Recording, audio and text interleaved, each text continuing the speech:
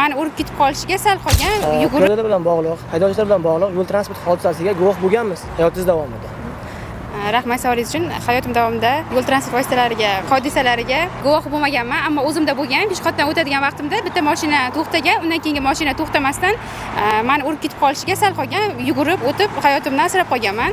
Hozirda ham telefondan foydalanib ko'p ham peshxodlar yo'l harakati sodir etishmoqda.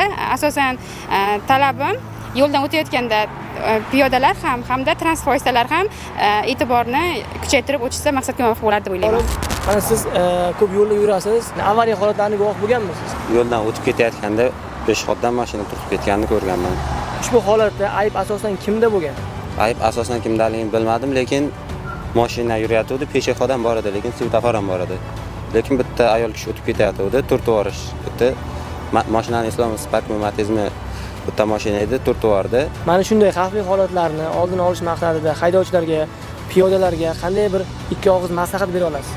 Xavfsizlik qoidalariga rioya qilishni, yo'l harakati xavfsizligiga, svetofor yonganda shoshilmasdan o'tishni tavsiya qilaman. Keyin yo'lda ham har xil aloqa vositasida gaplashmaslikni yo bo'lmasa boshqa narsaga chalg'imasdan yo'ldan o'tib olib, keyin qolgan ishni davom ettirishni tavsiya qilaman. Yaxshimisiz? Savolim bor. Hayotingiz davomida yo'l transport hodisalariga guvoh bo'lganmisiz? Ya'ni avariya holatlari bo'lganmi siz hayotingiz davomida?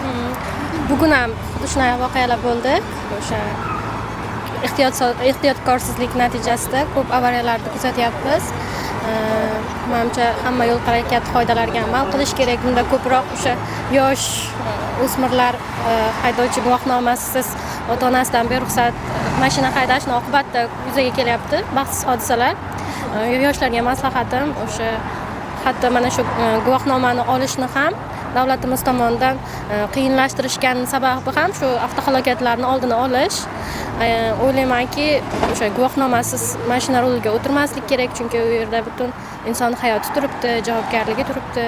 O'sha yo'l qoidalarini yaxshi bilib turib guvohnoma bilan o'tirsa, menimcha avtohalokatlar kamayadi.